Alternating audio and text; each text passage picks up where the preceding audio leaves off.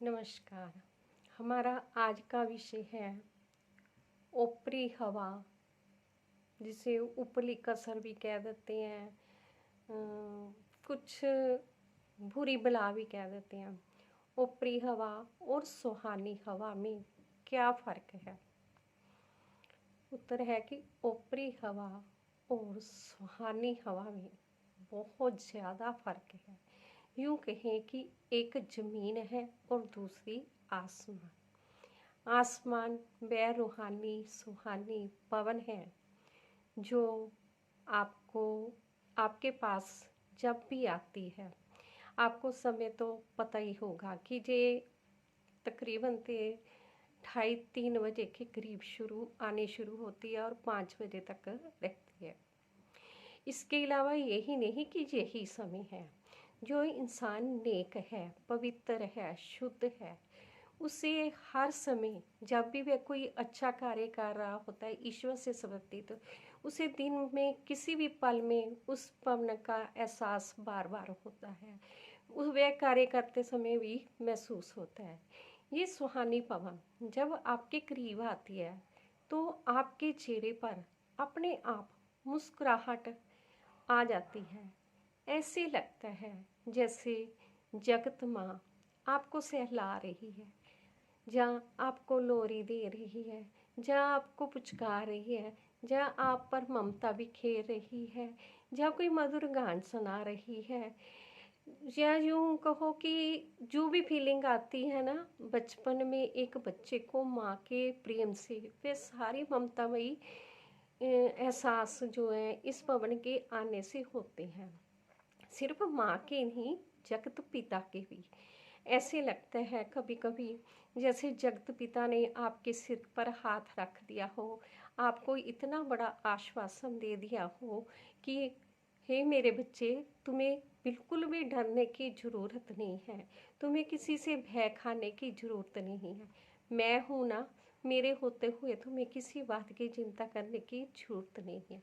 यानी कि ऐसा इतना बड़ा भरोसा वह देती हैं कि आप बिल्कुल निश्चिंत हो जाते हो। वे आपको ऐसे बेपरवाही देते हैं कि आपको किसी प्रकार का कोई फिक्र रहता ही नहीं, हालात चाहे कैसे भी हो। कहते हैं कि बाहर चाहे पतझड़ हो पर भीतर बहार रहती है। उसके बाद ऐसे प्रतीत होते हैं कि जैसे भी चुनौतियां आ रही हैं, हालात आ रहे हैं बुरे, खुद ईश्वर आपका हाथ पकड़कर आपको आगे आगे लेकर जा रहे होते हैं। यानी कि आप पीछे पीछे जा रहे होते हैं। आपके जितने भी दुख तकलीफ चिंताएं बोझ दर्द तकलीफ सब कुछ वह सह रहे होते हैं। जब खुद जगत पिता, आपको महसूस भी नहीं होता कि आप दर्द सह रहे हैं, क्योंकि सारा दर्द तो वह ले लेते हैं। आपको पता जरूर लगता कि आपके साथ कुछ ऐसा हो रहा है, परंतु आपका जब दर्द दुख दर्द आपको महसूस ही नहीं होगा तो इसका मतलब है कौन लेके जा रहा है? वे खुद ईश्वर लेकर जाते हैं। और ये पवन ऐसी अच्छी पवन है कि इससे आप, अगर ये आपको कहे कि मुझसे कुछ मांगो, तो आप इससे कुछ मांग भी नहीं पाते। आप कहते हो कि मुझे आप मिल गए तो मुझे सब कुछ मिल गया।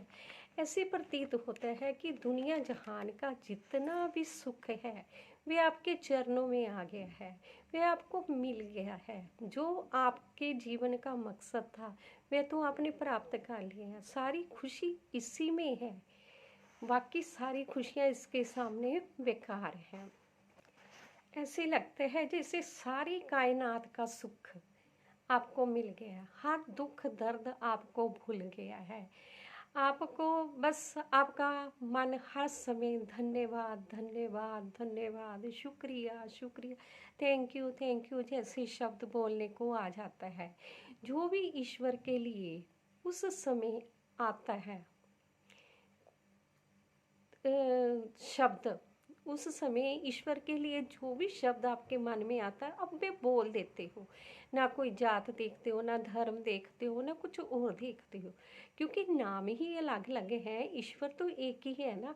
आप हर वो उस नाम को हर वह नाम आपको पवित्र लगने लगता है जो भी संसार में है, क्योंकि ये सभी के सभी नाम अगर दिए हुए हैं तो उन महान लोगों के दिए हुए हैं जिन्होंने ईश्वर को पाया है, जिन्होंने इन्हें महसूस किया हुआ है। इसके बाद वैसे ही बिल्कुल कह दो कि ऊपरी हवा जिसे कहते हैं, वे बिल्कुल इसके उल्ट होती है।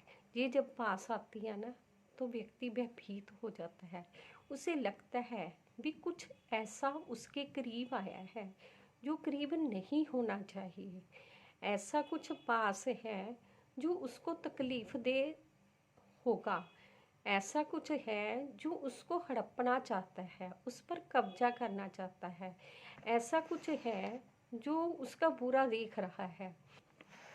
इसका आगमन ऐसे होता है जैसे एक दुश्मन जब छुपकर कोई वार कर रहा होता है ना, तो हमें भय से हम भर जाते हैं, या चौकस हो जाते हैं, या कई तरह की ऐसी हालत हो जाती है कि बयान से परे हो जाती है। वैसे ही इस पवन के करीब आने से होती है। इसके संपर्क में आना भी नहीं चाहिए। उसी समय अपने सतगुरु से पुकार करनी चाहिए, उस सतगुरु से जो इस संसार से मुक्त होकर चले गए हैं। उनकी शक्ति इतनी है कि उनका नाम लेते ही जो पवन है जड़ी हुई है आपसे दूर भाग जाती है, आपके करीब भी नहीं आती। आपको इसका पता ऐसे लग जाता है कि जो सुहानी पवन है आपका रोम रोम पुलकित करती हुई नजर आ रही होगी, आपको मुस्कुराहट दे रही हो, और दूसरी पवन जो है वो आपको छू नहीं सकती, आपके ऊपर से निकलती है। और परंतु आपको पता लग जाता है कि ये कोई पवन ऐसी ऊपर से जा रही है जो मुझे कब्जे में लेना चाहती है। हमेशा सतगुरु को उस समय याद करें, हमेशा छुटकारा मिलेगा। और ये पवन जो बुरी पवन है ये हमेशा पवित्र इंसानों के करीब ही आने की कोशिश करती है, ताकि उनको पवित्र किया जाए, डराया जाए, ईश्वर से दूरी कराई जाए। इसलिए इसके इरादे नेक नहीं होते, इसलिए ये भय पैदा करती है। यही नहीं, आप कहें कि दो प्रकार की ही ये पवन होती है। एक तीसरी प्रकार की भी पवन होती है, वह होती है धोखेबाजी की पवन। ये जैसे इंसान कहते हैं ना वो खोटा पहन कर आता है, वैसे ये पवन भी जो रूप धारण करके आती है वो प्रेम का धारण करके आती है। परंतु ये आपको सिर्फ टांगों तक ही छू पाती है, ये आपको आकर्षित तो करती है, परंतु व्यक्ति जो पवित्र होता है, जो समझदार होता है, वह समझ जाता है कि ये वह पवन नहीं है जो, क्योंकि इस पवन ने मुझे वहाँ तक वैसे मुस्कुराहट लाई ही नहीं है, वो भाव पैदा ही नहीं किए हैं, या जो फीलिंग उस पवन के होते हुए आती थी वह आई ही नहीं। तो वह समझ जाता है कि ये पवन कुछ बहुरूपिया थी, और वह बहुरूपिया पवन बार बार करीब नहीं आती। वह जब देखती है कि वह एक बार असफल हो चुकी है तो वह आपके कभी भी करीब नहीं आएगी।